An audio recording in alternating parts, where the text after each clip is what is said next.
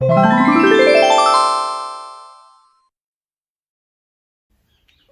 Everyone, आप सब लोगों का मेरे यूट्यूब चैनल पर स्वागत है।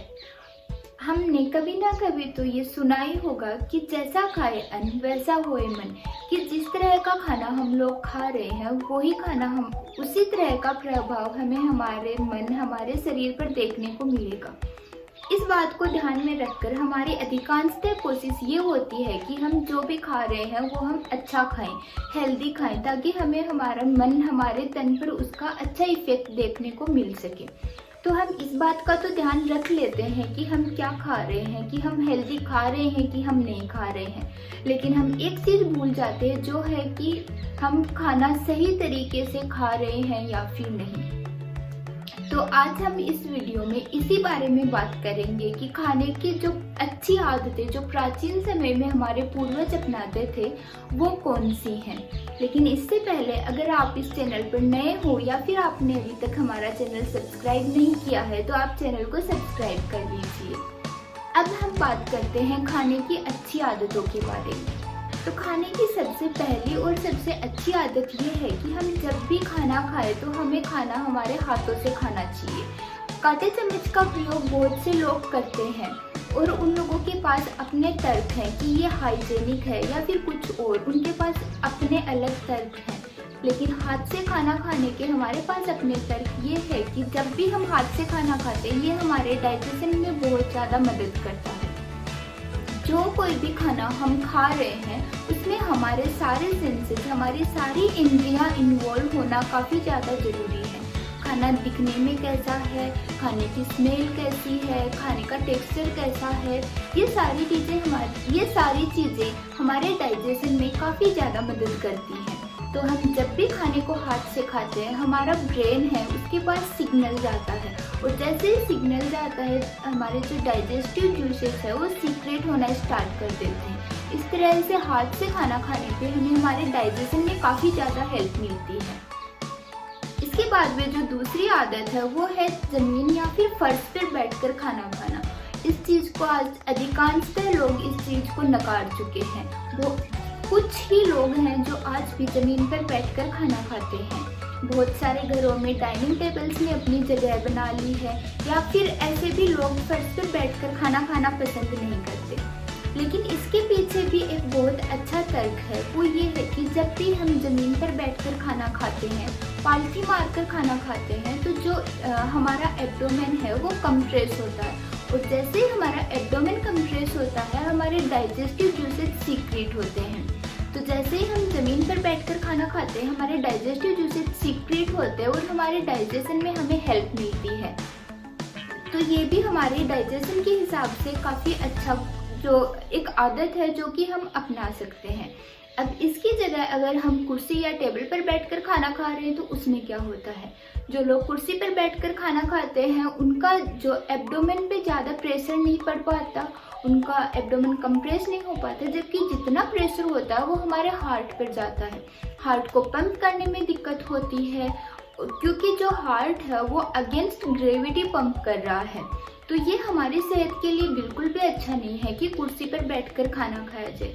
अब अगर कुछ ऐसा हो ही रहा है कि आपको कुर्सी पर बैठकर ही खाना खाना है तो आप वहाँ भी पालथी मारकर बैठ सकते हैं, जो अगर ऐसा करेंगे तो आपके डाइजेशन में आपको काफ़ी ज़्यादा मदद मिल सकती है। इसके बाद में जो तीसरा जो मेन पॉइंट है हमारा वो है कि जिन बर्तनों में हम खाना खा रहे हैं, जिनमें हम खाना बना रहे हैं, जो खाना बना रहे हैं उनके बीच में एक तालमेल होना काफ़ी ज़्यादा ज़रूरी है। कुछ बर्तन हैं जिनको कि अलग खाना बनाने के लिए काम में नहीं लिया जाता, या फिर कुछ है कि जिनको कि खाना बनाने के लिए काम में लिया जाता है। तो सबसे पहले अगर हम बात करें कि किनको काम में नहीं लेना चाहिए तो एल्यूमिनियम के जो भी बर्तन है वो हमें कभी भी खाना बनाने के लिए काम में नहीं लेने चाहिए। इनकी जगह पे हम मिट्टी के बर्तन काम में ले सकते हैं, स्टील के बर्तन काम में ले सकते हैं। अगर हम थोड़े से पुराने टाइम की बातें करें तो हमारे जो पूर्वज थे वो कॉपर के बर्तनों में पानी को स्टोर करके रखते थे, क्योंकि कॉपर जो है उसकी स्ट्रॉन्ग इंटॉक्सिकेशन प्रॉपर्टी है। कॉपर के बर्तनों में स्टोर करके रखा हुआ पानी सबसे ज़्यादा शुद्ध रहता है। लेकिन आजकल बहुत ही कम घरों में कॉपर के साथ ही जब भी घी को स्टोर किया जाता था तो उन्हें पीतल के बर्तनों में नहीं स्टोर किया जाता, क्योंकि इनकी एक अलग रिएक्शन हो जाती है। तो घी को जब भी स्टोर किया जाता था तब उनको कांच के बर्तन या फिर स्टील के बर्तनों में स्टोर किया जाता था। फ्रूट्स, अब आजकल हमारे घर में जितने फ्रूट्स आ रहे हैं वो हम प्लास्टिक में ला रहे हैं या फिर कुछ और, लेकिन पुराने टाइम में जो भी फ्रूट्स आते थे उनको लीव्स में, पत्तों में लपेट कर रखा जाता था। अगर जब पत्तों में फलों को लपेट कर रखा जाता है तो ये लंबे टाइम तक फ्रेश रहते हैं, लेकिन इन चीज़ों को हम लोग भूल चुके हैं। इसके अलावा जो एक और हमारे लिए ध्यान देने योग्य बात है वो है कि जब भी हम खाना खाएं हम शांति से, एक अच्छे शांतमय वातावरण में खाना खाएं। लेकिन हमारी आदत ये हो चुकी है कि जब भी हम खाना खाते हैं हमें या तो सामने टीवी चाहिए होता है, या फिर हम किसी से बातें कर रहे हैं, या फिर हम अपने मोबाइल में कुछ चला लेते हैं और हम खाने को खाते नहीं बल्कि हम ठूसते रहते हैं। तो जब भी हम ऐसे में खाना खाते हैं तो हमारे जो शरीर है, हमारे मस्तिष्क तक उसका पूरा स्वाद जा ही नहीं पाता। हम जल्दी जल्दी में खाना खा लेते हैं, हम आराम से उसको स्वाद लेकर नहीं खा पाते। तो हमारे डाइजेस्टिव जूसेस भी उसी तरह से सीक्रेट होते हैं और ऐसे में खाना खाया हुआ हमारे अच्छे से डाइजेस्ट नहीं हो पाता।